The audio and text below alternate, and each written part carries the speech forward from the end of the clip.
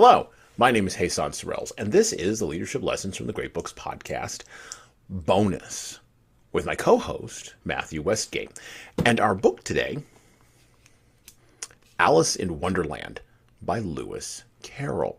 And yes, this is the complete and unabridged collectible classics version. You'll be able to hear me thumbing through this on the podcast today, and you'll be able to see it on the video if you're watching this on YouTube, which of course, if you are, because this is a kids podcast today, please before you go on YouTube, ask your parents' permission. It's a dangerous place out there. Anyway, this is going to be Lewis Carroll. This is going to be Alice in Wonderland. And so that's a copy you can get at your local bookstore or your local library. And of course, we're going to be talking to Matt today, who is revisiting us from his Pinocchio episode to talk with us about Lewis Carroll's writing and what we can learn as kids from Alice in Wonderland. Hello, Matthew. Hey, Son, thanks for having me back. It's a pleasure to be with you. Excellent. And so we're going to open with me reading, and it's going to be a little bit of a long piece, so I would ask you to bear with me out there, folks, as we read directly from the first chapter in Alice in Wonderland. And I quote, Alice was beginning to get very tired of sitting by her sister on the bank and of having nothing to do. Once or twice she had peeped into the book her sister was reading, but it had no pictures or conversations in it. And what is the use of a book, thought Alice, without pictures or conversation? So she was considering in her own mind, as well as she could, for the hot day made her feel very sleepy and stupid, whether the pleasures of making a daisy chain would be worth the trouble of getting up and picking the daisies, when suddenly a white rabbit with pink eyes ran close by her. There was nothing so very remarkable in that, nor did Alice think it was very much out of the way to hear the rabbit say to itself, oh dear, I shall be late." When she thought it over afterwards, it occurred to her that she ought to have wondered at this, but at the time it all seemed quite natural. But when the rabbit actually took a watch out of its waistcoat pocket and looked at it and then hurried on, Alice started to her feet, for it flashed across her mind that she had never before seen a rabbit with either a waistcoat pocket or a watch to take out of it, and burning with curiosity, she ran across the field after it and, fortunately, was just in time to see it pop down a large rabbit hole under the hedge. In another moment, down went Alice after it, never once considering how in the world she was to get out again. The rabbit hole went straight, like a tunnel for some way, and then dipped suddenly down, so suddenly that Alice had not a moment to think about stopping herself before she found herself falling down a very deep well. Either the well was very deep or she fell very slowly, for she had plenty of time as she went down to look about her and to wonder what was going to happen next. First, she tried to look down and make out what she was coming to, but it was too dark to see anything. Then she looked at the sides of the well and noticed that they were filled with cupboards and bookshelves. Here and there she saw maps and pictures hung upon pegs. She took down a jar from one of the shelves as she passed. It was labeled orange marmalade. But to her great disappointment, it was empty. She did not like to drop the jar for fear of killing somebody underneath, so managed to put it into one of the cupboards as she fell past it. Well, thought Alice to herself, after such a fall as this, I shall think nothing of tumbling downstairs. How brave they'll all think of me at home. Why, I wouldn't say anything about it, even if I fell off the top of the house, which was very likely true. Down, down, down. Would the fall never come to an end? I wonder how many miles I've fallen by this time, she said aloud. I must be getting somewhere near the center of the earth. Let me see. That would be 4,000 miles down, I think. For you see, Alice had learnt several things of this sort in her lessons in the schoolroom, and though this was not a very good opportunity for showing off her knowledge, as there was no one to listen to her, it was still a good practice to say it over. Yes, that's about the right distance. But then I wonder where latitude or longitude I've got to. Alice had no idea what latitude was, or longitude either, but thought they were nice, grand words to say. Presently she began again. I wonder if I shall fall rightly through the earth. How funny it'll seem to come out among the people that walk with their heads downward. The antipathies, I think. She was rather glad there was no one listening this time, as it didn't sound like at all the right word. But I shall have to ask them what the name of their country is, you know. Please, ma'am, is this New Zealand or Australia? And she tried to curtsy as she spoke. Fancy curtsying as you're falling through the air. Do you think you could manage it? And what an ignorant little girl she'll think me for asking. No, it'll never do to ask. Perhaps I shall see it written up somewhere. Now she continues to fall and thinking about bats eating cats, and finally, the fall is over. Alice was not a bit hurt. She jumped upon her feet in a moment. She looked up, but it was all dark overhead. Before her was another long passage, and the white rabbit was still in sight, hurrying down it. There was not a moment to be lost. Away went Alice like the wind, and was just in time to hear it say as it turned a corner, "Oh, my ears and whiskers, how late it's getting!" She was close behind it, that's the white rabbit, when she turned the corner, but the rabbit was no longer to be seen. She found herself in a long, low hall, which was lit up by a row of lamps hanging from the roof. There were doors all round the hall, but they were all locked. And when Alice had been all the way down one side and up the other, trying every door, she walked sadly down the middle, wondering how she was ever able to get out again. Suddenly, she came upon a three-legged table, all made of solid glass. There was nothing on it except a tiny golden key, and Alice's first thought was that it might belong to one of the doors of the hall, but alas, either the locks were too large or the key was too small, but at any rate she could not open any of them. However, on the second time round she came back. She came upon a low curtain she had not noticed before, and behind it was a little door about 15 inches high. She tried the little golden key in the lock, and to her great delight it fitted. Alice opened the door and found that it led to a small passage not much larger than a rat hole. She knelt down and looked along the passage into the loveliest garden you ever saw. How she longed to get out of that dark hall and wander about among those beds of bright flowers and those cool fountains, but she could not even get her head through the doorway. And even if my head would go through, Alice thought, poor Alice, it would be of very little use without my shoulders. Oh, how I wish I could shut up like a telescope. I think I could if I only knew how to begin. For you see, so many out-of-the-way things had happened lately that Alice had begun to think that very few things indeed were really impossible.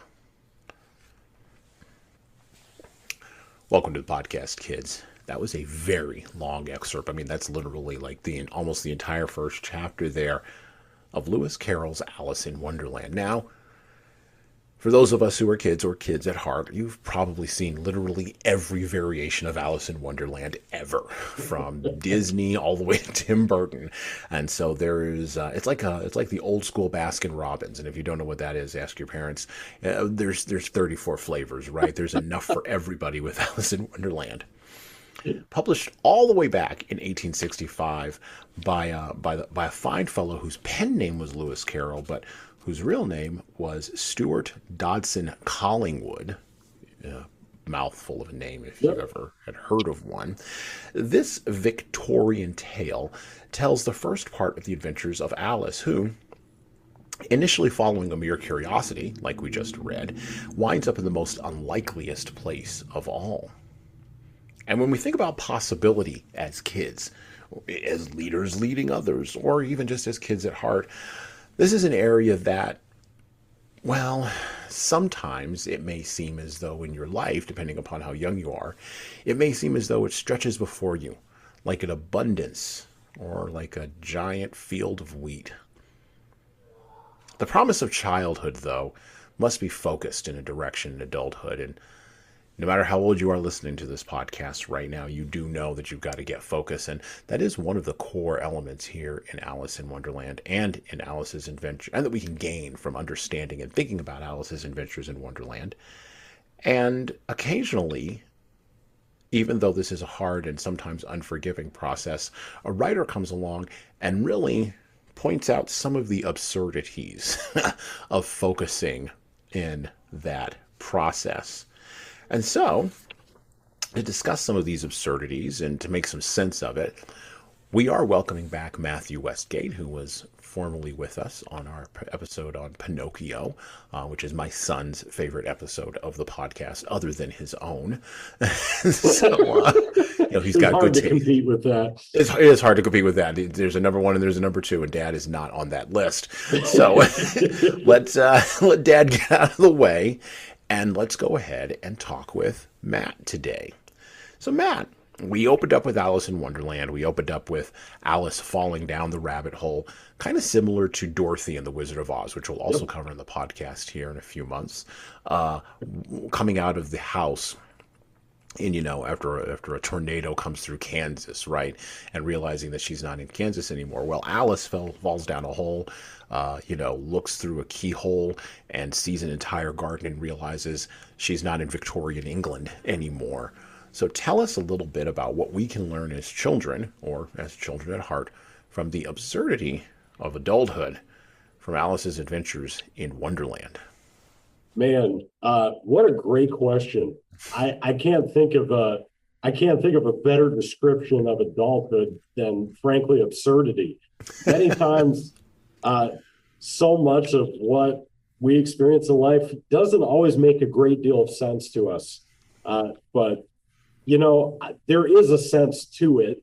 You've just got to labor, you've got to think, you've got to, as you said, you've got to use the word focus so much of the time. And even with your focus, you sometimes are blessed to find a little bit of clarity as you get going with things. So, no, it's really good. It's interesting as you were reading through chapter one, Jesan, several things jumped out to me that honestly, I've like you have watched the Disney films and have kind of taken on some of the enjoyment of that. But I think something that Carroll does so expertly here is captures inner dialogue in a person.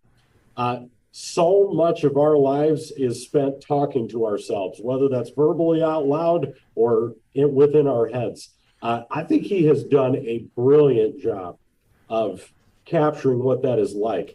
So first off, I would just tell any of my young friends listening today, if you're someone who has to like think out loud and process things out loud, you are in good company. And that sometimes is a crucial part. In fact, if I could just offer that as my first piece of encouragement, it wasn't until just a couple of years ago that it dawned on me that I was actually a verbal processor. I have to think through things out loud. So whether that's talking that through with somebody, in fact, you can't see it all that well behind me now, but I just had a team of people in here, my team over at my school. I just pitched a new idea to them. And I just told them, I'm going to share a whole bunch of stuff, and your job is to make sense of what I just said. And you know what? They're good enough that they were able to make a lot of sense out of it. So let me just say this first off. You see Alice dealing with words. She's just sharing anything and everything that's coming to mind. A lot of times that's how thoughts go. We call this stream of consciousness. And so you see her thinking about, well, how far is this from the ground? And I know this word latitude and longitude. That's an exciting thing when you get to pull out words. But I would just ask you, make sure are you sure you know what you're saying? Like, are you sure? Yeah. That's something I've had to even think through. I've used words that I realized I had no idea what I actually said. And I'll tell you what, young person, if you could get this down, oh my goodness, you please run for politics. We have so many of our nation's leaders in the United States who struggle with this, using words they don't understand, using words that aren't clear. And if I could just urge you, it really is such a great service to others and yourself when you are intentional with your language and when you are clear with the words that you are using. My friends, go get a dictionary and make it your best friend. It is okay. Adults need to use it. I have to use it often. So I would say that to you. But at the same time, too, it's funny. You even see Alice doing a little bit of what's called self-censorship. Like, I don't know. I shouldn't say that. I shouldn't think like that. There are times where that's appropriate, but I would also encourage you, it's good to journal your thoughts. All right. Now, obviously, I don't think that's an option for Alice on her way down the rabbit hole. But you know what? Sometimes life's just going down the rabbit hole. You got to just take out a piece of paper and write some things down. And whether that's confusion or whether that's just you just got a lot going on that day. Sometimes just getting that stuff out on a piece of paper can be a huge blessing to you. And you know what? It can take some of that absurdity that you feel, some of that craziness, maybe some of that overwhelming anxiety that so often accompanies life. Sometimes just putting a pencil to a piece of paper, and I do mean literally doing that. Sometimes just doing that can be a wonderful way to lift some of those clouds. and some of that confusion. Absolutely, absolutely. So that's two big ideas right there. Understanding, actually three big ideas, right? Understanding how you process information can be hugely important for not only communicating well with people, but also for picking friends or Yeah. adventures that you'd like to go on. Being able to talk to yourself out loud, and if you're a verbal processor, being able to do that loud, or if you're an internal processor, understanding that you've got to let people know, hey, I'm internally processing this, give me some space, right? Hmm. For all of our internal processors out there. This idea of the misuse of language and words due to a lack of knowledge or context. I wrote down a word here as Matt was talking, and it's a big word. You might want to go look it up, speaking of using a dictionary, but it's one of my favorite words that defines what this is. It's a malapropisms. Oh, there we go. Malapropisms. Malapropisms.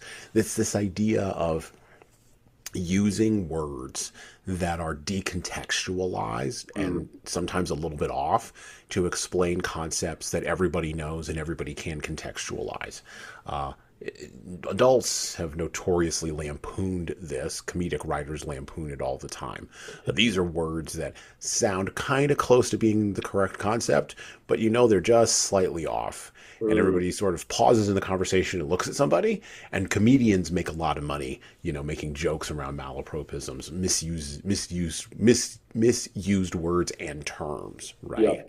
That are decontextualized. What some folks these days who are a little bit younger than myself may call mashups, right? Or even meme culture literally lives on malapropisms. Mm. And then this idea of journaling. I love that Matt brought this up because this is what we tell leaders all the time when we're working with adults, right? Writing down your internal dialogue can help you grow in self awareness. It can help you understand who you are a little bit better. Now, is that going to help you understand whose you are or to whom you belong or your identity? No, it's not. But it is definitely going to be able to allow you to the space to ask better questions and to Hmm. begin the exploration of falling down the rabbit hole of your own internal stuff, which is sometimes a deeper rabbit hole than even the one that Alice fell down. Yep. That's good. Absolutely.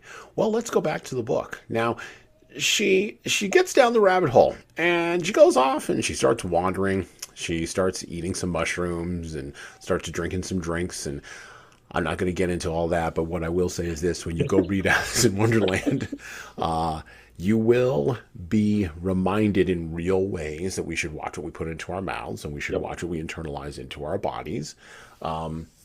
There is definitely a tendency among adults to take Alice in Wonderland, when looked at from an adult perspective, and put on it drug use, illicit drug use, or things like that. And there are even songs written about this. I think of Jefferson Airplane's White Rabbit. If you don't know what that song is, go ask your parents. But that is definitely, and that is definitely a parallel to Alice in Wonderland, and was influenced by Alice in Wonderland, but also influenced by use of mushrooms and psychedelics in Hmm. the 1960s.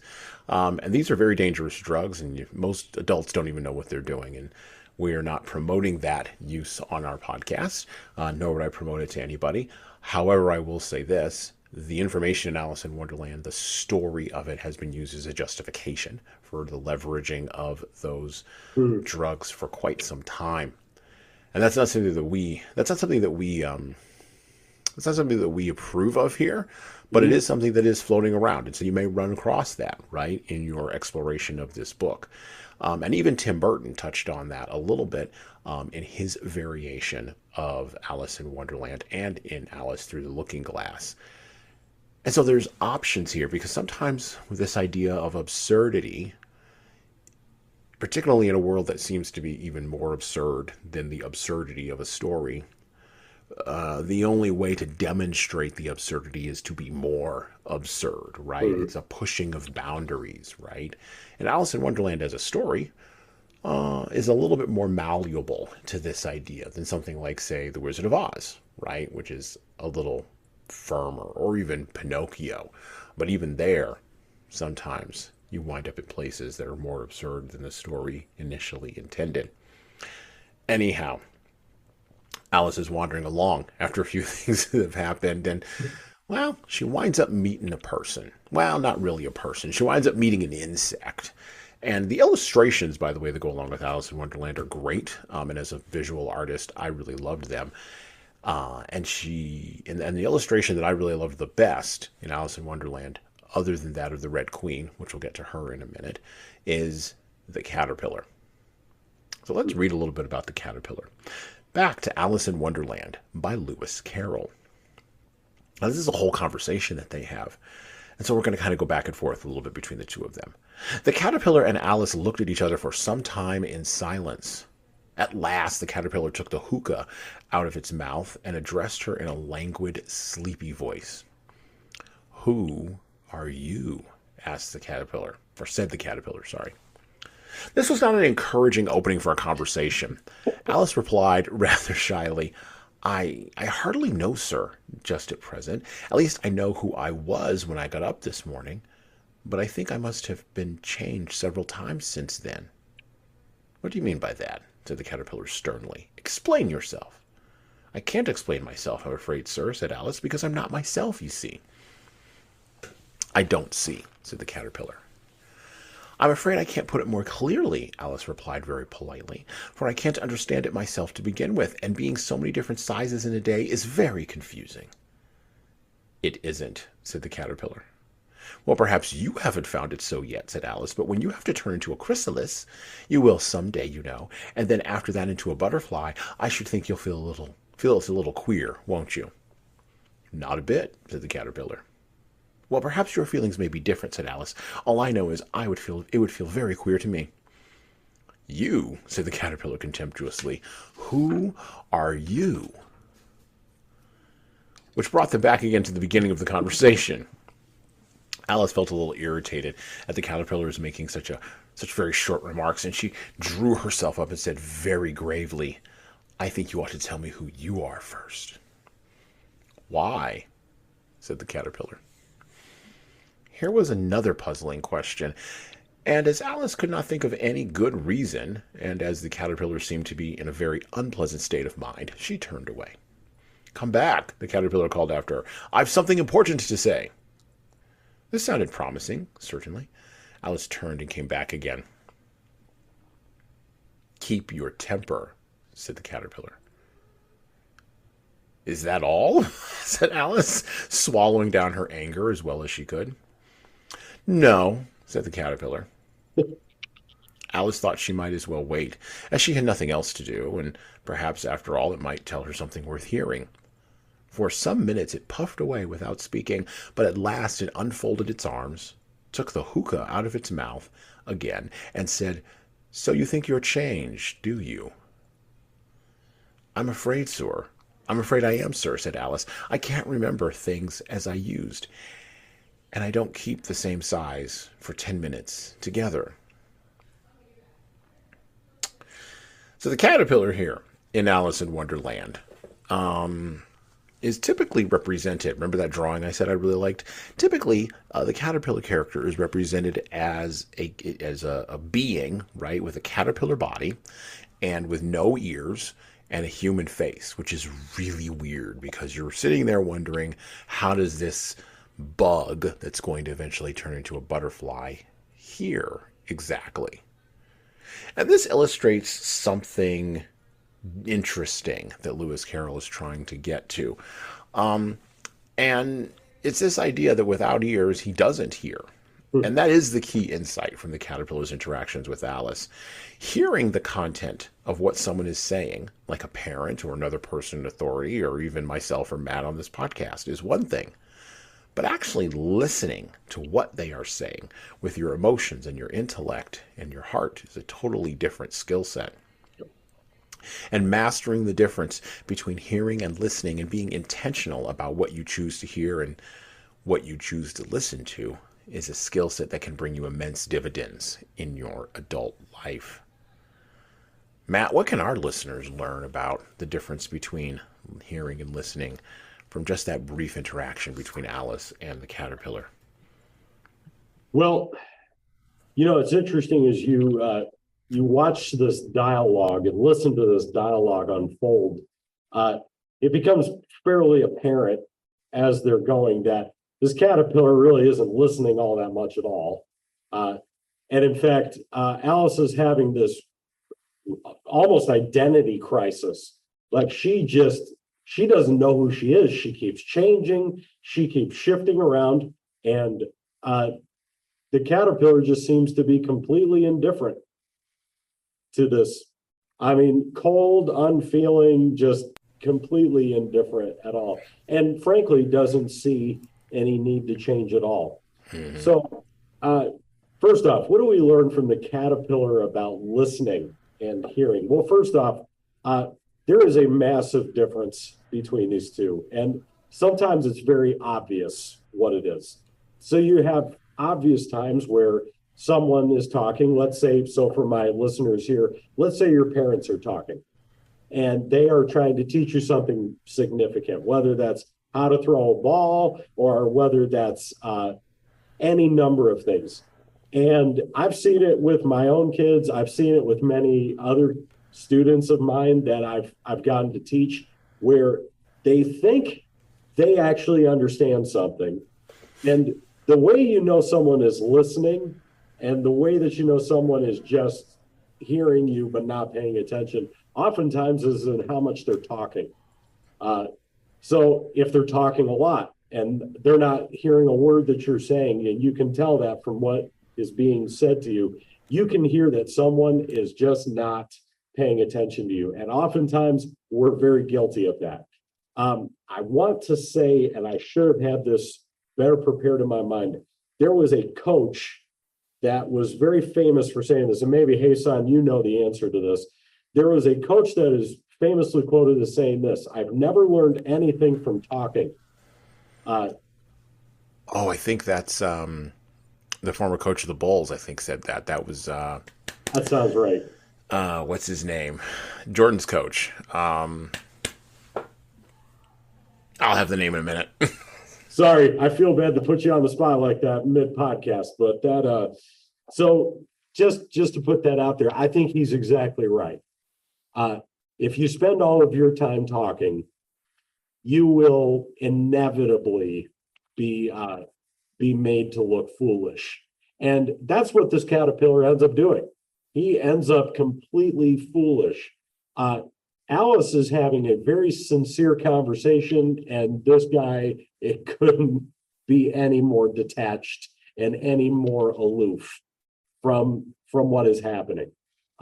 So in one sense, maybe it's the activity that he's taking part in here with the smoking. But you know what? How many things have you and I gotten involved in, whether it's social media or it's something that we're doing on our phones? My goodness, even just playing Wordle for me these days, I can tune out with the best of them doing that. I'll just tell you, you got to be very careful about how much you are truly listening to someone. So I would say, how do I work on listening? Man, that's a great question. But you know what? It's very simple. It's a very simple thing to do, but it's hard because we don't naturally like to do this. At least I struggle with this greatly. When was the last time you made eye contact with someone? And I mean genuine eye contact. Look at them in the eye and listen intently to what they say without any words coming out of your mouth. I would even challenge yourself to this. When was the last time you looked your parents or an adult that you respect and trust in the eye for 5 solid minutes and just listen to what they had to say? And maybe ask the question, what is something you think I need to hear today?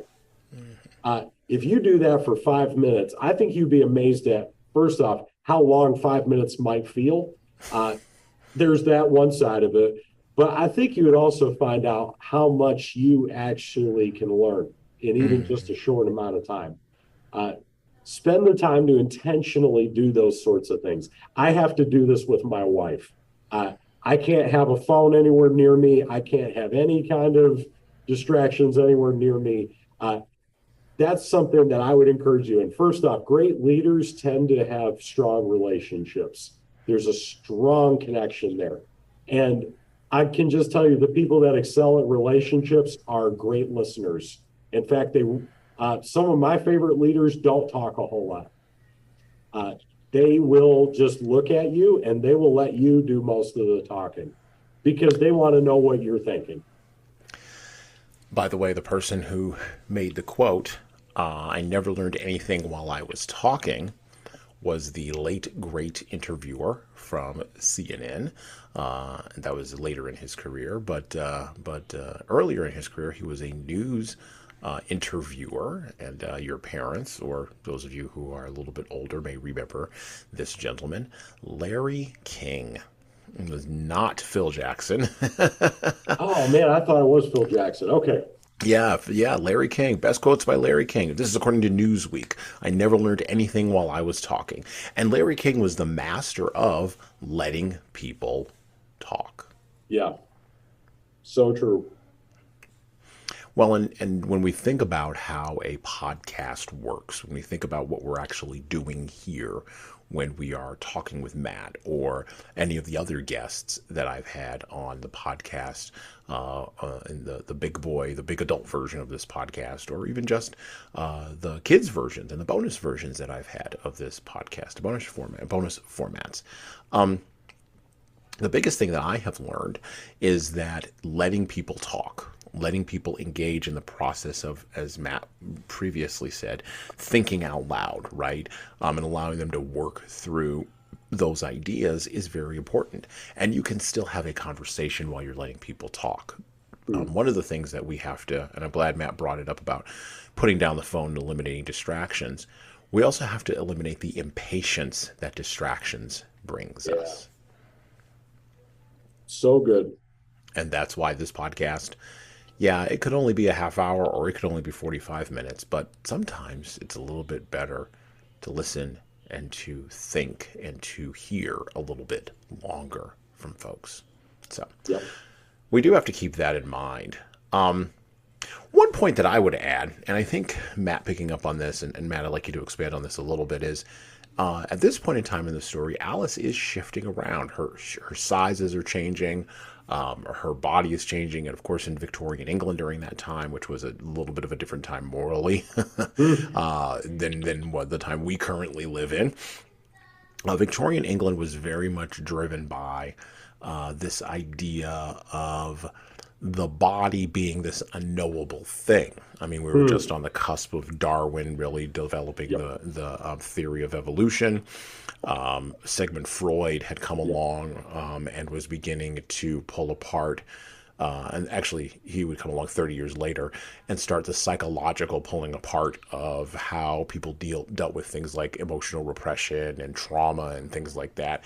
Many insights, which, by the way, have helped us, but many insights which also have hurt us, okay?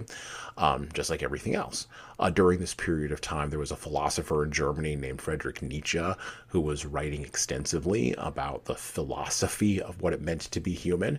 And then there was another guy in Russia who we've also talked about on the podcast, Fyodor Dostoevsky, who was writing about what it meant to be a Christian inside of a tyrannical or inside of a totalitarian system. Whether that totalitarian system was a monarchy or later on underneath Lenin, 40 years later, underneath a different kind of tyranny. Tyranny was tyranny, according to this Russian writer. So Lewis Carroll existed in this weird sort of milieu, this Victorian England era that was very driven by writers and reading, where the book was considered to be the highest form of technology, the way that we consider the cell phone to be the highest form of technology, right?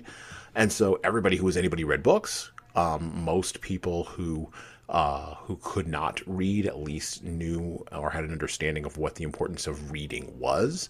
There were books literally everywhere, from pamphlets and dime store novels all the way up to the kind of books we think of as being books. And this was a society that was changing, and Alice is a girl that's changing. Lewis Carroll taught at a school where his students were changing on a constant basis. So walk us through a little bit about this change, because I know children were aware of it the way that children are aware of change now in our current world. How can kids deal with these kinds of changes that seem to be happening 30,000 feet up, but are having domino effects all of the way down? I mean, how many students in your class during the time of COVID were coming in wearing masks? That's a 30,000 foot up thing that has direct impact on folks. And the folks who are in your class don't get a vote in a lot of these decisions. So how do kids deal with change? Man, what a big question, but it's such a good one. So, how do young people deal with change? Well, prayerfully better than most adults do. Let me just start with that one. It's in some ways, young people have an advantage here. You get to have a little bit of flexibility, perhaps, but I would still say it's not any easier.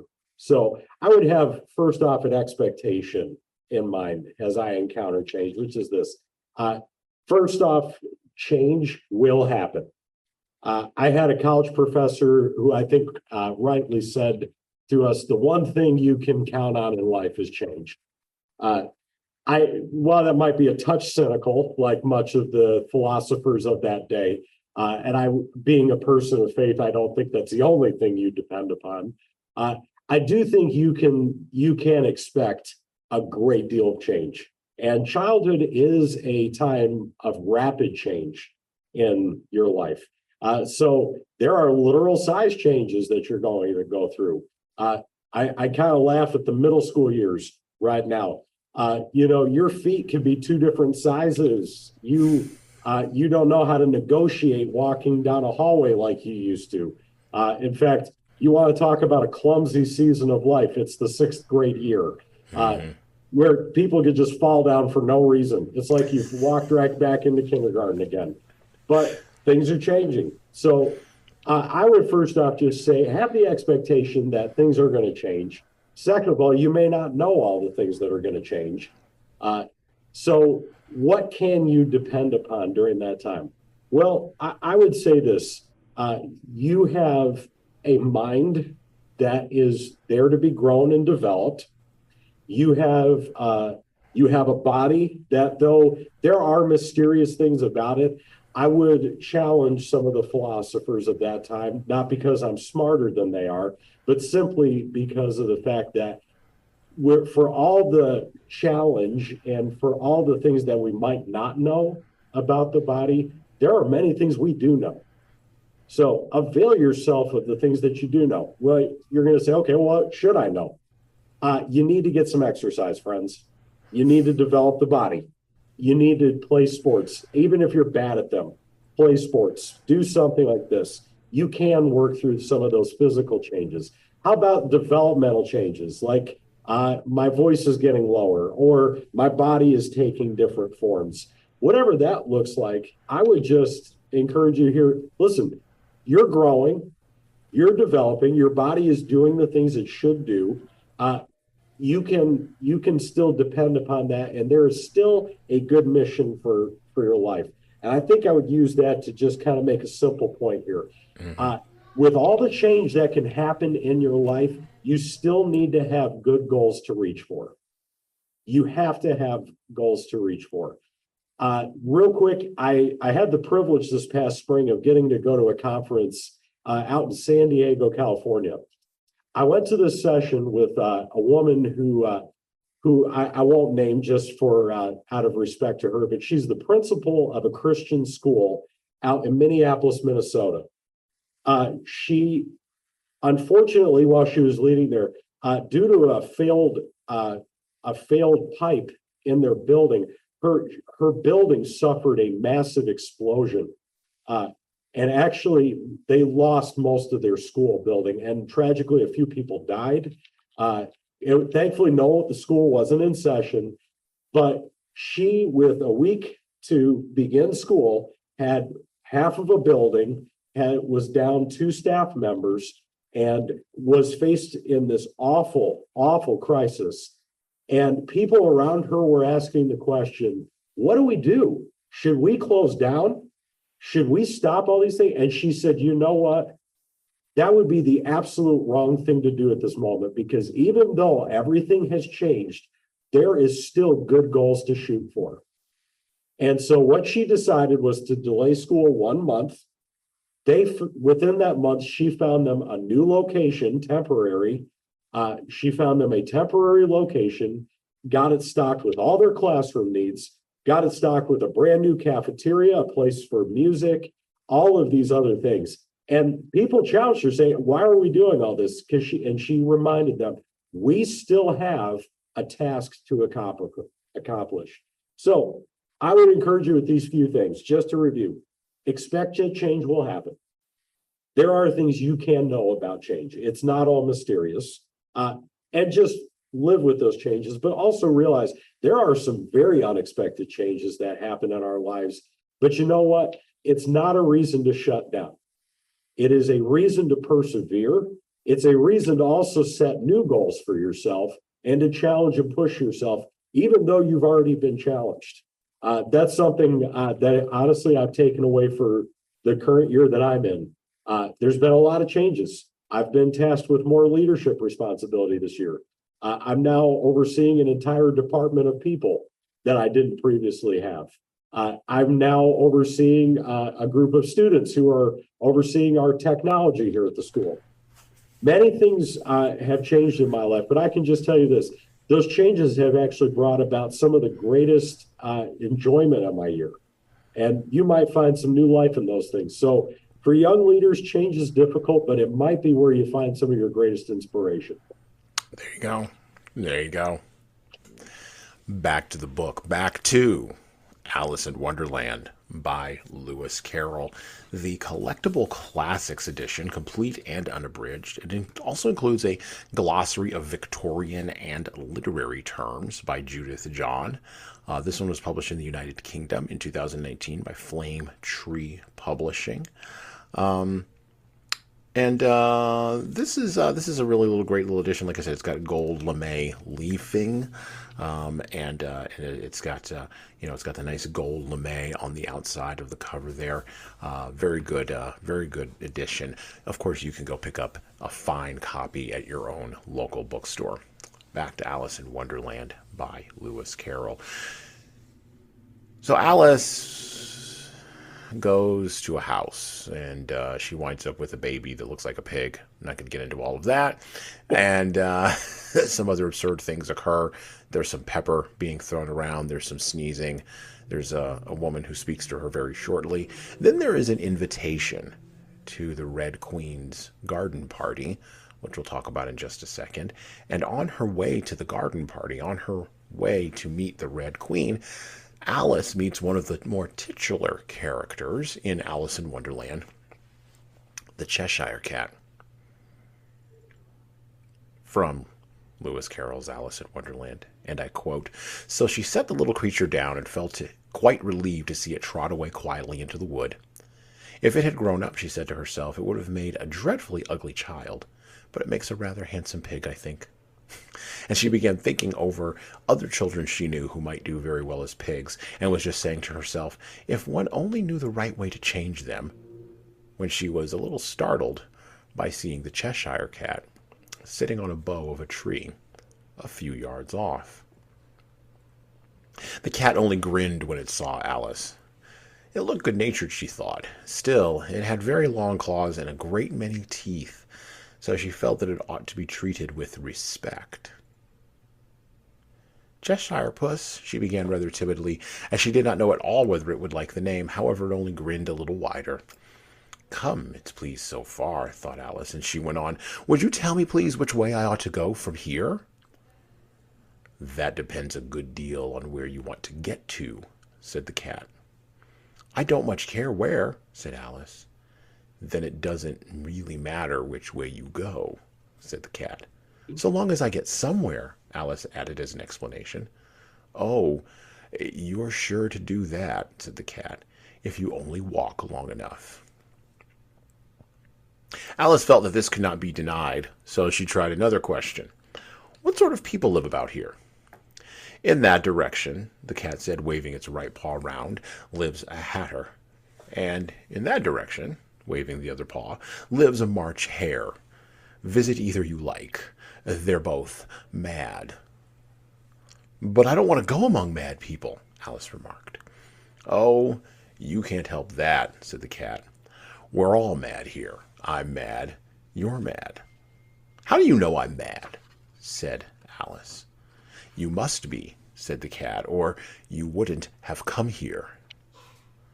Alice didn't think that proved it at all. However, she went on, and how do you know that you're mad? Well, to begin with, said the cat, a dog's not mad.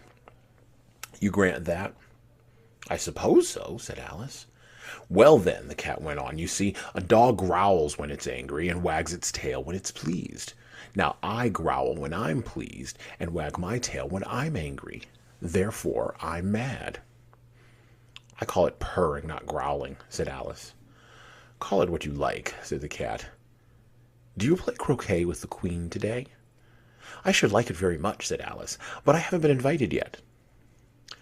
You'll see me there, said the cat, and vanished. Alice was not much surprised at this. She was getting used to queer things happening. While she was looking at the place where it had been, it suddenly appeared again. By the by, what became of the baby? Said the cat. I'd nearly forgotten to ask.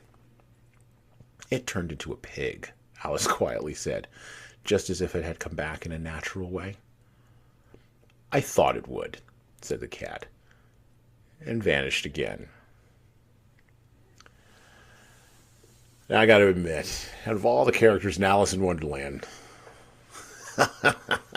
I am most partial to the Cheshire Cat. For a whole variety of reasons that my children will tell you if you listen to them close enough. He is a creepy, grinning kitty, and he is the most enigmatic character, I would assert, in all of modern literature. And modern literature really begins in the 19th century. That's when we really start to get our arms around this idea of the modern tensions between industry and agrarianism, and this idea of new knowledge that will eventually morph into scientism later on, and of course anxiety that we get about the future. That really all began in the 19th century and continues on today. And so the Cheshire Cat, out of all the pets you could possibly have in literature, even the pigs and the farm animals in George Orwell's Animal Farm can't really hold a cat or a light or much of anything else to the Cheshire Cat. He stands out as an enigmatic character, and the reason why is because he's both wise and a little bit off-putting. For sure. Carroll touches on something here that I think kids understand, and maybe I like the Cheshire Cat because I kind of deal with kids the way the Cheshire Cat deals with Alice. I don't speak to them as if they are children. So I've never used baby voices with my kids. I've always talked with them in whole languages and whole sentences and whole ideas. If my children ask me a question, they're going to get an answer. Matter of fact, they're going to get more than they probably bargained for. They're going to get the answer. Yeah. And I think that's very valuable for children because, A, if you're a kid, if you're a child, if you're listening to this, you can smell a lie. You know when an adult is lying to you. You might not know about what, and you might not know where, but you know something doesn't track. And the Cheshire Cat refuses resolutely to deal with Alice as if she's only ever going to be a child. He deals with her as if she has agency and deserves to be given information, deserves to have the time of day given to her. He deals with her differently than any other character in Alice in Wonderland. The Cheshire Cat, just like your host, is not necessarily always warm and fuzzy, but he is valuable in spite of all the grinning. And so Matt, for kids who are maybe surrounded by adults who lie to them constantly, even their parents, and these would be lies that would be beneficial for them, right? We don't want to tell them the whole off-putting truth, or we don't want to have the whole conversation. We just want to We want to cordon things off and leave it in a box. Um, and I'm not talking about telling children inappropriate truths. That's not what I'm talking about. I'm Right. talking about standardizing it down for a 10-year-old. A 10-year-old can understand COVID. It can be Mhm. understandable for a 10-year-old. A 5-year-old can understand COVID. You can make that understandable for a Yep. 5-year-old. Even if you don't understand it and you're 35, Right. you should be able to make it understandable for a 10-year-old. And yet, so many adults fail to make the complex understandable for children or just ignore them. Yep. The Cheshire Cat doesn't do any of that. So what can we take? What do children need to be looking for in order to navigate the Cheshire Cats or find them in their lives? Yeah, absolutely. Well, so my background is in education. The education world, if done correctly, should be full of Cheshire cats. Uh, and honestly, I think they make some of the best teachers. The reason being, and you can kind of see this first off, if you have the text in front of you, but let me just point out some of the things that the cat does. So she asks a question. Would you Mm-hmm. tell me which way I ought to go from here? Mm-hmm. He responds with, that depends on where you want to go. Uh, and so there's a bit of a non-answer there, Mm-hmm. but also she needs to acknowledge the fact that she's asked a non-question. Correct. Uh, That's right. there's not much here to go off of. And so I would say, look at the people in your life, the grown-ups in your life that first off ask you questions and and push you to seek greater clarity Mm-hmm. on things. Uh, are you sure you're really clear on what you're asking? And I have to do this quite a bit. A lot of my job is actually so. For instance, every Friday I do a Q&A day with my students. I have a simple Google form online where they can submit any essay question that they want to me, and I will answer it. Half of the time, though, I actually spend the time. I will post the question as they wrote it on the board, and I will actually take the question apart before I answer it. Uh, a lot of times it's because the question's not asked the right way. Mm-hmm. Uh, it'll be something as simple as like, did you really mean to say this? Or did you mean to say that? Mm-hmm. Uh, and so if you're wise, you're going to push for clarity and push for understanding. And you're not going to let it go until you get that. And that's, I think, one of the skills that the Cheshire Cat points out to him is because she goes, well, I don't really care where I go. And he goes, it doesn't matter which way you go. Uh, and he's not here to try to push her necessarily in one direction over another, which I think you should pay attention to that too. So first off, I would say wisdom pushes you to understand clarity for yourself. But second of all, notice what this cat does. So she also asks, well, what sort of people are around here? What kind of choices do I have? Mm-hmm. It's another like, okay, well, what are my options? Tell me, Mr. Westgate, what are my options? And so I'll say, well, sure, here are a couple of options for you. You can hold to this view. This view says these things. You can hold to this view. This view says these things. But do you really want to know about these views, or do you just want me to tell you what to think? And that's something I run into a lot. Mm-hmm. And I'll just tell you as a teacher, it's really frustrating and annoying after a while when you get a bunch of students who just want you to tell them what to think. Mm-hmm. Uh, if that's all my job is, then I don't want to teach anymore Mm-hmm. because because at that point is what you just said, Jesan, you need to have some agency. Mm-hmm. I, as a teacher, want you to build your agency. Mm-hmm. You know what I can deal with as a teacher, and some people can't. I understand this, but I think the best teachers are the teachers who actually challenge you to have your own agency Mm-hmm. and push you to have your own agency. And then if you do have your own agency, they're going to press you on it Mm-hmm. and make you understand why you hold to certain things. Those are going to be your best teachers. Those are going to be the people that will cause you to grow the most. What I've had to realize as a student is a lot of times I want the teacher to be impressed with me. But you understand, if the teacher's really impressed with you, that teacher may not be helping you all that much either. Mm-hmm. Uh, Mm-hmm. so something that I've had to grow in even personally as a student in the times when I've been a student is to this. I need to actually think about what are the things that I need to know and that I'm accountable for. And then I need to go out and get those things down myself. Mm-hmm. Then when I do that, then I should go to the classroom. Mm-hmm. Uh, so I've joked about this, but I tell my students sometimes the best learning you're ever going to have is in your homework. Mm-hmm. It's not going to be with me. I may enlighten you onto certain things, but you should learn the most from your own labor and your own work. And then I become more of a guide to that work. And I become someone who can help you sort through the information that you have gotten and help you kind of make sense of what you've got. Uh, Sadly, I encounter a lot of students who don't want to do that kind of work. All right. Mm-hmm. And I understand that because that was me at one point in my life.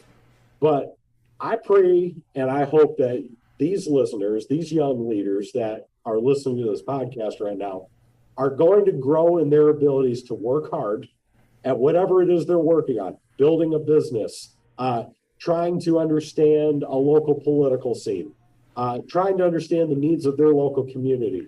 Whatever that may be, they should be as much of an expert as they possibly can on those things. And I think you will find when you are laboring as a Cheshire cat, or excuse me, when you are laboring on those tests, those Cheshire cats all of a sudden start to appear. Uh, and it may be a person in your life, or it may be, you know what, a bunch of old dead guys in things like this. Or old dead women too. I've learned from all of them. There you And go. you begin to find those are the companions that can mentor you in these things. So you know what? You don't know who you're going to run into along the way. It may be Larry King, who is not even with us anymore. It may be a Cheshire cat, or it may be someone who you encounter as you're working.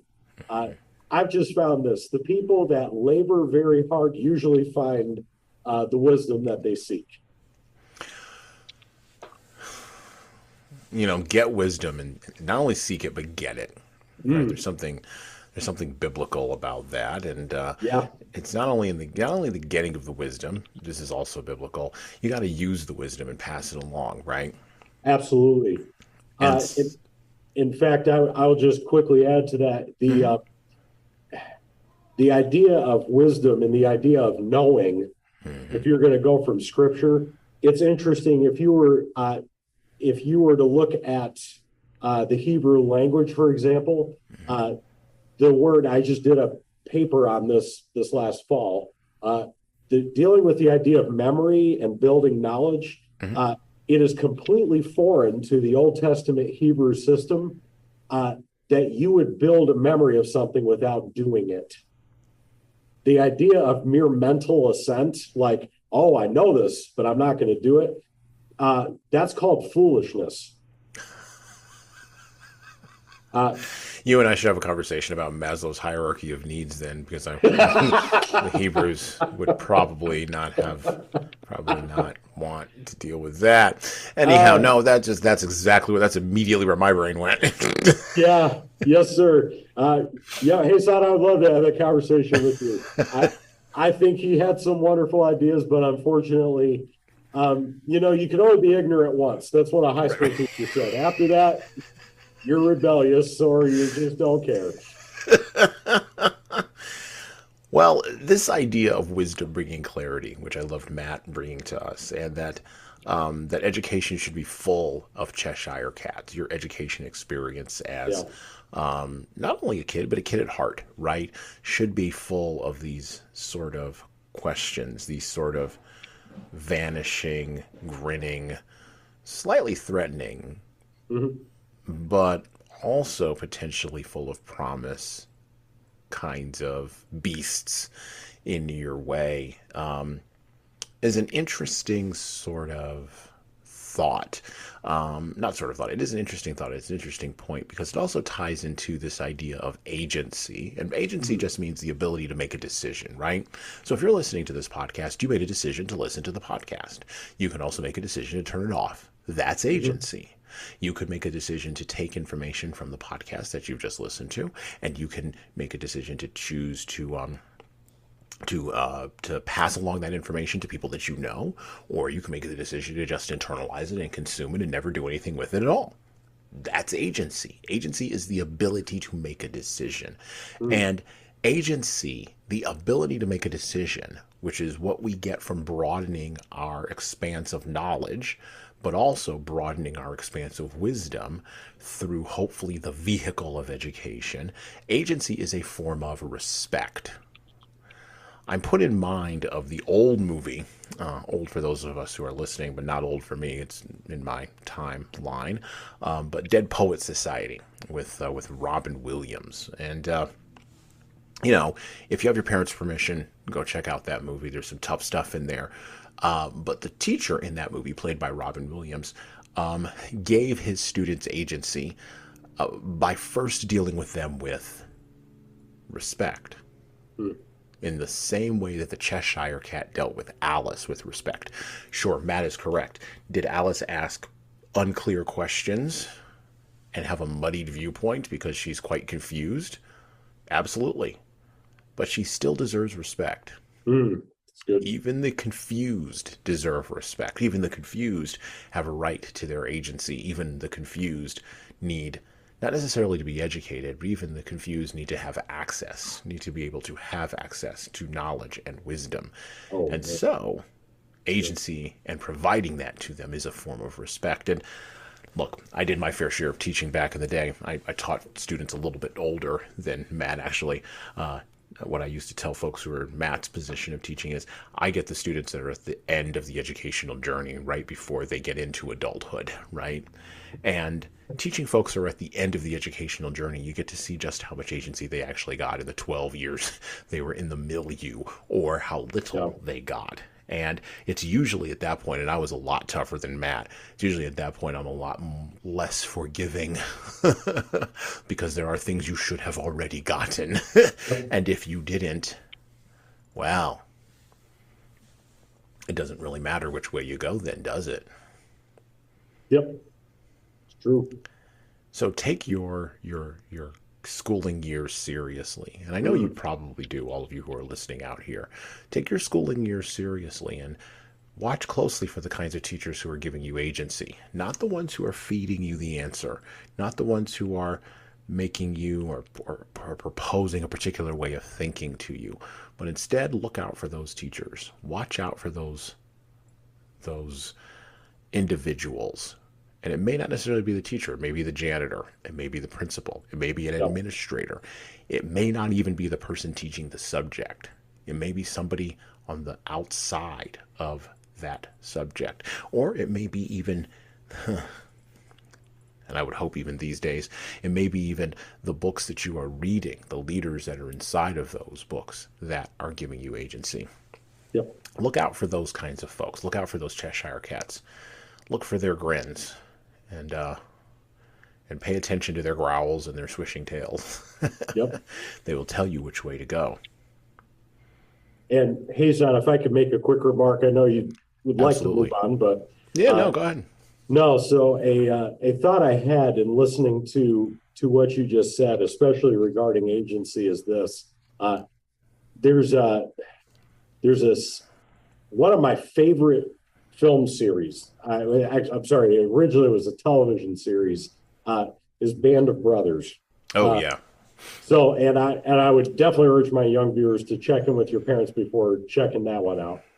It doesn't hold back on its depiction of World War II horror, but perhaps you can get to the point in life where you might see that, or even perhaps read Stephen Ambrose's book on it. But I will never forget an episode that takes place in the woods of Bastogne, which is one of the most trying parts of the Allied battle. I mean, the 101st suffered tremendous pressure from the elements, from the pressure from being surrounded by the German army, from all kinds of awful, awful things. There is an American leader that is listed in this as being put in command over some of the 101st. And I've never forgotten this comment that was said in there. It scares me to death because I've seen how easy it is to do this very thing. The comment was this about this leader. They said he wasn't a bad leader because he made bad decisions. He was a bad leader because he made no decisions. And I'll just tell you, for those of us, and I say us because I've been that person in my life when I was younger, for those that choose to develop little agency, you're going to either be forced into a spot where you, in crisis mode, have to come up with agency, or you deflect it onto other people and hereby compromise all of your leadership in doing so. So, young person, I would say this: can you make your own decisions? Labor to do as many as you can. Make the right decisions when you can. You should always be able to make a good, right decision. But even if you make a bad decision, I would still be far more understanding of that person than the one who makes no decisions. And unfortunately, we're just watching a plethora of leaders who make no decisions, who just deflect to someone else. Mm-hmm. And you know what? It's an easy thing to do. Mm-hmm. So I would urge you, don't be like that. Press in and make a decision. Back to the book, back to Alice in Wonderland. There's been an invitation, and Alice has wandered into a garden and run across 3 gardeners who are painting flowers. If you haven't read Alice in Wonderland, I don't want to ruin the surprise, but you're going to want to pick it up.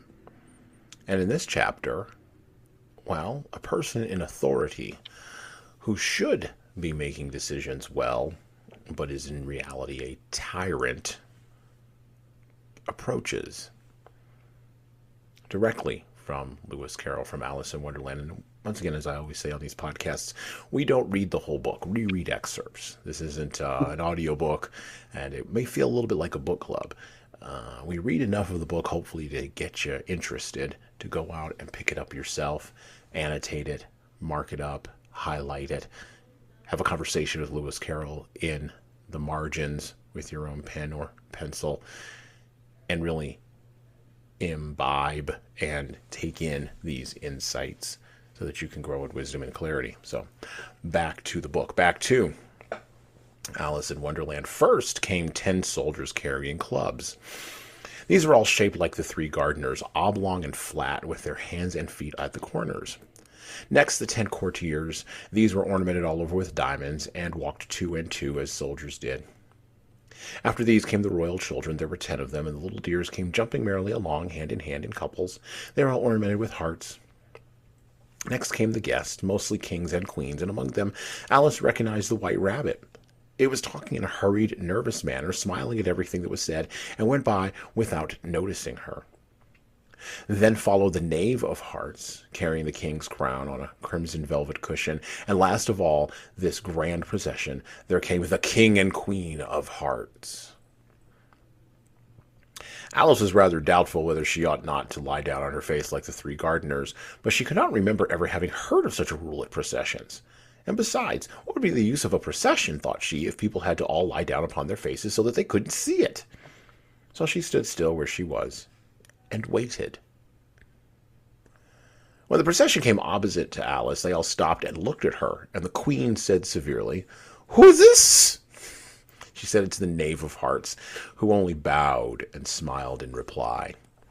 "Idiot," said the Queen, tossing her head impatiently, and turning to Alice, she went on, "What's your name, child?" "My name is Alice, so please your majesty," said Alice very politely. But she added to herself, "Why, they're only a pack of cards. After all, I needn't be afraid of them." "And who are these?" said the queen, pointing at the three gardeners who were lying around the rose tree. For you see, as they were lying on their faces and the pattern on their backs was the same as the rest of the pack, she could not tell whether they were gardeners or soldiers or courtiers or three of her own children. How should I know? Said Alice, surprised at her own courage. It's no business of mine. The queen turned crimson with fury, and after glaring at her for a moment like a wild beast, screamed, "Off with her head! Off!" "Nonsense," said Alice, very loudly and decidedly, and the queen was silent. The king laid his hand upon her arm and timidly said, "Consider, my dear, she is only a child." The queen turned angrily away from him and said to the knave, "Turn them over." The knave did so, very carefully, with one foot. "Get up," said the queen in a shrill, loud voice, and the three gardeners instantly jumped up and began bowing to the king, the queen, the royal children, and everybody else. "Leave off that," screamed the queen. "You make me giddy." And then, turning to the rose tree, she went on, "What have you been doing here?" "May it please your majesty," said two, in a very humble tone, going down on one knee as he spoke. "We were trying—" "I see," said the queen, who had meanwhile been examining the roses. "Off with their heads!" And the procession moved on, three of the soldiers remaining behind to execute the unfortunate gardeners, who ran to Alice for protection. "You shan't be beheaded," said Alice, as she put them into a large flower pot that stood near. The three soldiers wandered about for a minute or two looking for them, and then quietly marched off after the others. "Are their heads off?" shouted the queen. "Their heads are gone, if it please your majesty," the soldier shouted in reply. "That's right," shouted the queen. "Can you play croquet?" The soldiers were silent and looked at Alice, as the question was evidently meant for her. "Yes!" shouted Alice. "Come on, then!" roared the queen, and Alice joined the procession, wondering very much what would happen next. It's a very fine day," said a timid voice at her side. She was walking by the white rabbit, who was peeping anxiously up into her face. "Very," said Alice. "Where's the Duchess?" "Hush, hush, hush," said the rabbit in a low, hurried tone. He looked anxiously over his shoulder as he spoke, and then raised himself upon tiptoe, putting his mouth close to her ear, and whispered, "She's under sentence of execution." "What for?" said Alice. "Did you say what a pity?" the rabbit asked. "No, I didn't," said Alice. "I don't think it's at all a pity. I said what for." "She boxed the queen's ears," the rabbit began. Alice gave a little scream of laughter. "Oh, hush," the rabbit whispered in a frightened tone. "The queen will hear you. You see, she came rather late, and the queen said—" "Get to your places!" shouted the queen in a voice of thunder, and the people began running about in all directions, tumbling up against each other. However, they got settled down in a minute or two, and the game began. Alice thought she had never seen such a curious croquet ground in all her life. It was all ridges and furrows. The balls were live hedgehogs, the mallets live flamingos, and the soldiers had to double themselves up and stand on their hands and feet to make the arches. Now, the game goes on like this for a little while, with screaming and hedgehogs moving around and flamingos behaving in an unruly fashion, and then, well, finally, Alice decides she's had enough, and she was looking about for some way of escape back to the book, and wondering whether she could get away without being seen, when she noticed a curious appearance in the air. It puzzled her very much at first, but after watching it a minute or two, she made it out to be a grin, and she said to herself, "It's the Cheshire Cat. Now I shall have somebody to talk to." "How are you getting on?" said the cat, as soon as there was mouth enough for it to speak with. Alice waited till the eyes appeared and then nodded. It's no use speaking to it, she thought, till its ears have come, or at least one of them. In another minute the whole head appeared, and then Alice put down her flamingo and began an account of the game, feeling very glad she had someone to listen to her. The cat seemed to think that there was enough of it now in sight, and no more of it appeared. "I don't think they play it all fairly," Alice began in a rather complaining tone. "And they all quarrel so dreadfully, one can't hear oneself speak, and they don't seem to have any rules in particular. At least if there are, nobody attends to them. And you've no idea how confusing it is, all the things being alive. For instance, there's the arch I've got to go through next, walking about the other end of the ground, and I should have croqueted the queen's hedgehog just now, only it ran away when it saw mine coming." "How do you like the queen?" said the cat in a low voice. "Not at all," said Alice. "She's so extremely—" Just then she noticed that the queen was close behind her, listening. So she went on, "Likely to win, that it's hardly worthwhile finishing the game." The queen smiled and passed on. By the way, pause there. I was reading this out loud to my 12-year-old and my 5-year-old on the floor of my living room a couple of weeks ago, and my 12-year-old laughed out loud at that moment. Like, she literally laughed out loud. because it is the most amazing visual image in your head Yeah. possible. Back to the book. Who are you talking to? Said the king, going up to Alice and looking at the cat's head with great curiosity. It's a friend of mine, a Cheshire cat, said Alice. Allow me to introduce it. I don't like the look of it at all, said the king. However, it may kiss my hand if it likes. I'd rather not, the cat remarked. Don't be impertinent, said the king, and don't look at me like that. He got behind Alice as he spoke. A cat may look at a king, said Alice. I've read that in some book, but I don't remember where. Well, it must be removed, said the king very decidedly, and when he called upon the queen, who was passing at the moment, my dear, I wish you would have this cat removed. The queen had only one way of settling all difficulties, great or small. Off with his head, she said, without even looking around. I'll fetch the executioner myself, said the king, eagerly, and he hurried off. Now, things pretty much progress the way you would think they would progress, with a disappearing cat with no head, whose head is about to be taken off, who can just disappear, a weak king who is in service to a tyrannical queen who is being mocked by the forces of the new, represented in Alice, and, of course, an argument ensues. And I'll wrap up my reading with this. The moment Alice appeared, she was appalled.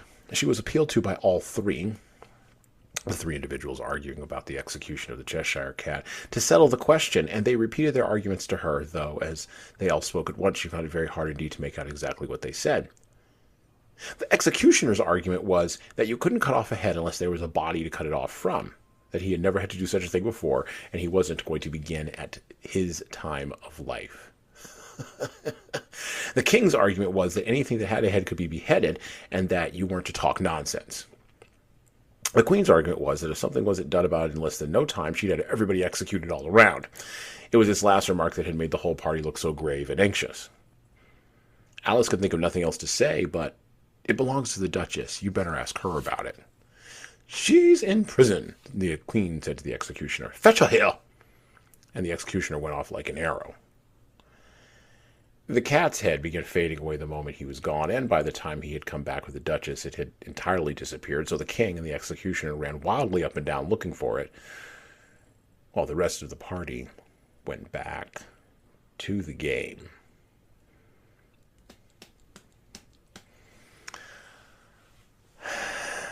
If there is one stand-in in all of literature for the example of blind, willful, bullying tyranny, it's the Red Queen in Alice in Wonderland.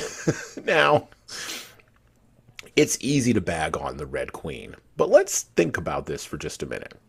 She's at the top of a tyranny of a pack of playing cards that are all running around in chaos, and part of this can be blamed on the fact that she is chaotic in and of herself. She's short-tempered, she's temperamental, she's impatient, and she's relatively pedestrian. And by pedestrian, I just mean she has one tool, a hammer, and everything that she sees is a nail. And she's a bully. Fundamentally, she's a bully. Now, there's a lot of different bullies in a lot of different places in the world today, more so ever than there were when I was a kid. But even when I was a kid, I knew one way to deal with a bully. There's only one way. You have to, and even Alice does this in this example, you have to confront the bully. You have to be firm, you have to be courageous, and then the behavior changes. Short story just to prove the point. When I was about 13 or 14, I moved into a neighborhood. It doesn't matter what city it was in, but it was in an upper Midwest city that rhymes with Chicago.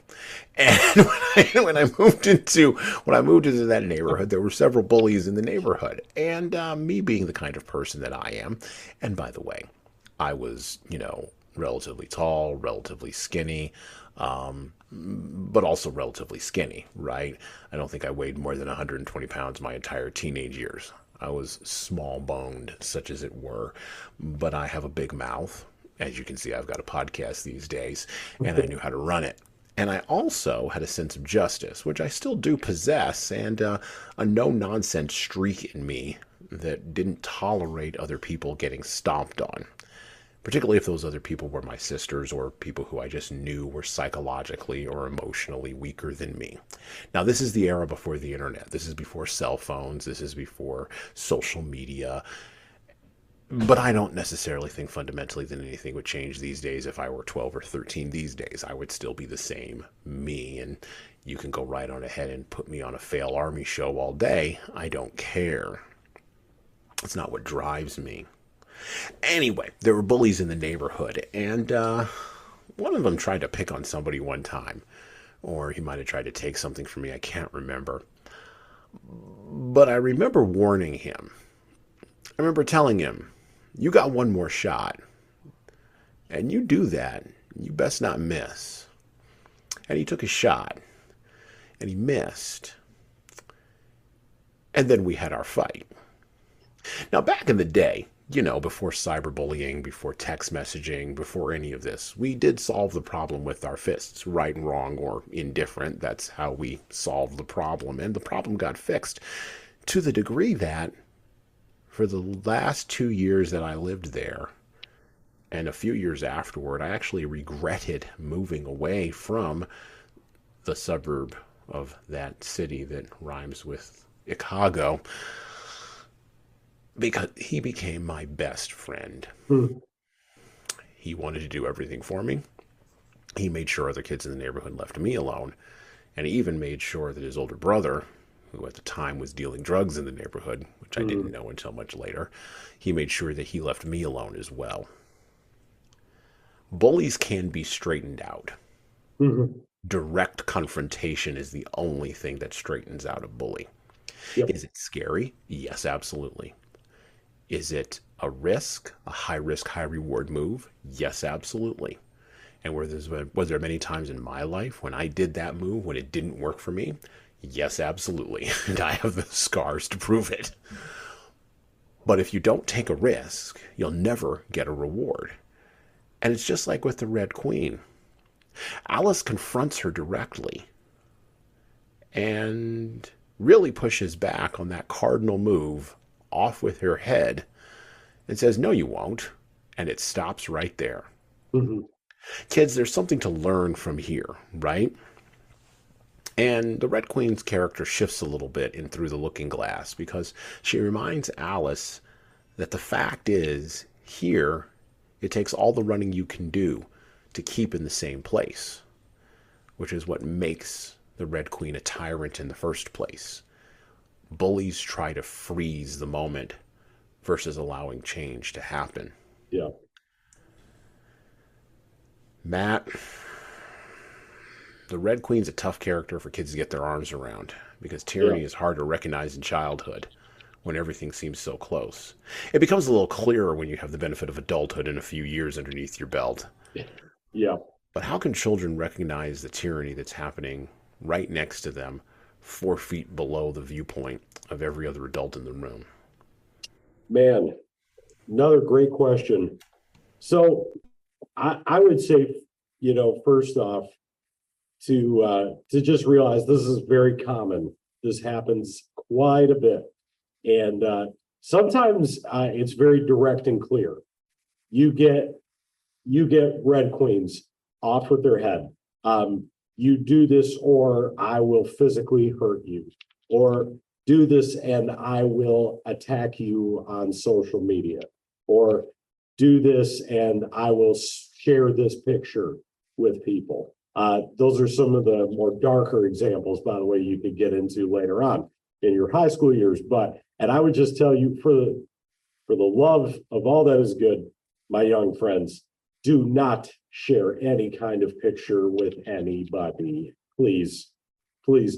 Not only will you make my life so much easier, if I could just speak selfishly for a moment, you will save me a great deal of drama. You will save administrators. If you go to a school, you will save them hours of staring at computer screens. You will preserve something far more valuable, your own integrity. And that's ultimately what this comes down to anyway. All right. Why do you challenge Red Queens? Why do you challenge bullies? it's the right thing to do. It's the right thing to do. It is not right that power gets imbalanced to the degree where it's not just, me against you, it's me over you. Uh, Mm-hmm. that's where it's not me versus you. Okay. Mm-hmm. Me versus you, that's competition. All Mm-hmm. right. Competition can be very healthy, competition can be good, and you can have friendships that thrive on such things. That's not what I'm referring to here. Uh, this is a situation where I am trying to shift the dynamic. If I'm the bully, I shift the dynamic so that I gain power over you and I aim to keep you down Mm-hmm. uh, as a way of building myself up. Mm-hmm. That's a bullying dynamic. So whether you experience that personally or you observe it with another person, the right thing to do is you need to shift the dynamic back to a more friendly and to a more equal standing. You should not have people in that kind of dynamic ever. All right.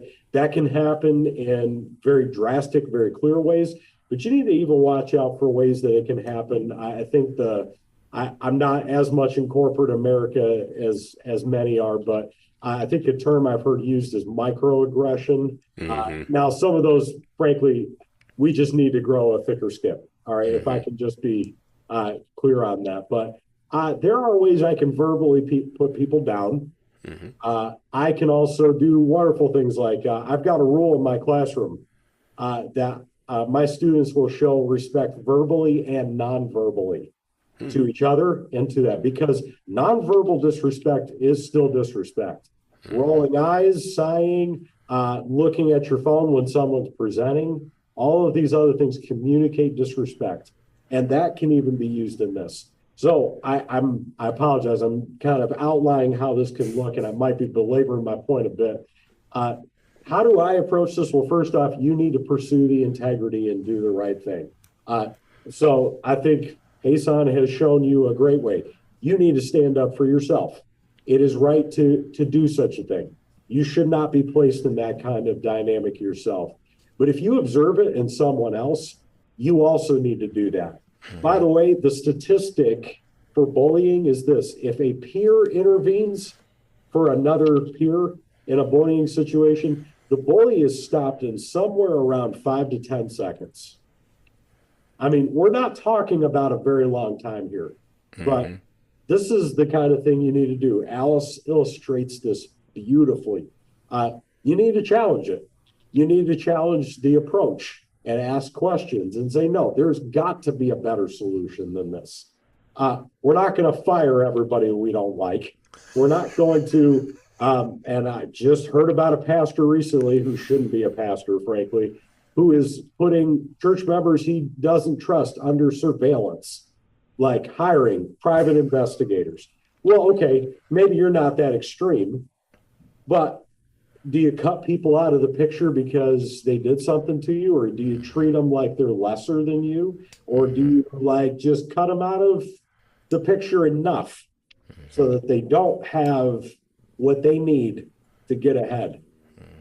Unfortunately, you've gone from being someone who's been aggressed to being an aggressor. Mm-hmm. Uh, so I say a lot here, and probably I could have been more succinct, but I say a lot here to say this. You need to mold your own leadership approach to guard against being bullied yourself, to guard and stand up for others who are being bullied. But you also need to watch that you don't get into it yourself. Uh, you will get mistreated as a leader. You will get put down. You will get mocked. You will get challenged. You need to respond to that appropriately, but you also need to realize you as a leader can create a dynamic where you, though you've been wronged, become someone who's also perpetrating a wrong in a different approach. Mm-hmm. And you need to be wise and mindful of that too. Walking a fine line there between confronting the Red Queen and becoming the Red Queen. Yeah. The line between the two of those approaches lies deep in the heart of every human being. Matt, thank you for coming on the podcast today. Glad to be here. Thank Anytime. you. Thank you for giving us your insights on Lewis Carroll's great Alice in Wonderland. What can leaders do to stay on the path? How can we? I mean, we always wrap up kind of in this direction. I'll kind of let you go there, and I'll give my final closing thoughts here. But Matt, what can we do? What can kids as leaders or the young at heart do to stay on the path? How can we leverage Alice in Wonderland to keep ourselves on the straight and narrow? Or, if we fall down the rabbit hole, come out on the other side with a little more knowledge and a little more wisdom. Yeah. Uh, I would just make a few remarks. First off, avail yourself to all the wisdom and knowledge that you can find, uh, and be someone who can be a self-starter and self-educated. Mm-hmm. Not saying that you know everything. No, that I think the story would prove the opposite of someone who knows it all. I would say it's someone who can shift, someone who can adapt, uh, someone who externally seeks to maintain somewhat of a calm presence, while internally there's quite a dialogue going on and a lot of evaluation and consideration going on. It's someone who, when encountered with a wise teacher, a Cheshire cat, it's someone who can consider the questions that are being asked and wondering, I wonder if I can ask better questions. I wonder if there's more here I need to consider.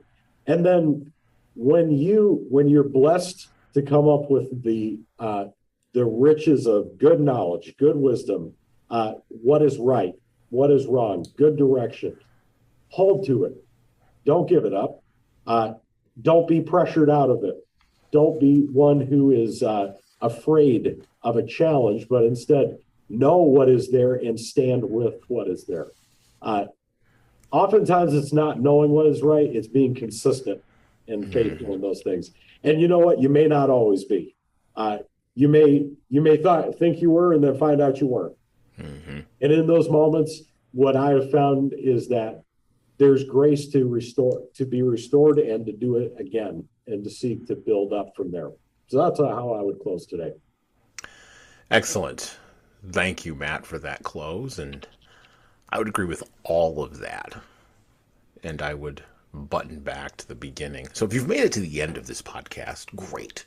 You've proven that you can listen and you can pay attention, you can glean, but you've also proven that you can stick and you have persistence and perseverance. So that's good too. I know that there are, and Matt knows too, that there are absurd pressures in the world around you. And we're aware of this. From the stuff you see on social media all the way to the stuff you hear from your friends. Sometimes it may seem as though it's just better to avoid it all. Curl up with one or more streaming shows or the next TikTok video and just sort of let your mind cascade off the cliff. But I want to tell you something. And I'm not saying you can't watch another YouTube short. I'm not even saying you can't watch another TikTok video. I'm not even saying you can't watch another Netflix streaming show. If your parents have given you permission to do this, go right on ahead. But I don't think that that's ever been the answer. The answer has always been the one that's difficult. And, childhood is where you get your practice reps. It's where you put in the rounds because you're going to be an adult a lot longer than you're going to be a kid. Yeah. And the pressure is going to be a lot heavier there than it is now. So face your fears, follow the white rabbit, and get out on the road of adventure toward facing problems and questions, whether they're posed by caterpillars, Cheshire cats, or even red queens, and all of her obsequious, and that's a big word, go look that one up, all of her obsequious courtiers. And by the way, you're going to run into a lot of those too. You're probably already seeing them, you just don't have the word for it. And you'll discover, if you're a kid or a kid at heart, just like Alice did, a way to untangle your confusion, increase your courage, reduce your anxiety, and add some seeds to that future wheat field spread out before you. And I don't make too many guarantees, but I do guarantee that if you go along this path, if you take this fork in the road, if you embark on this part of the journey, well, you will have better outcomes, and you will become the person that you never thought you could be. And well, that's it for me. Matthew, do you have anything to promote today for our folks here on the podcast? Any ways to get a hold of you or get in touch with you? Yeah, very simply, you can follow me on Twitter. That would be Westgate_Matt. All right. Keep it simple. I maintain a modest presence out there, but mainly because I'm pretty busy with my students here. But I do maintain a presence there. And if you want to reach out, I'd love to connect with you.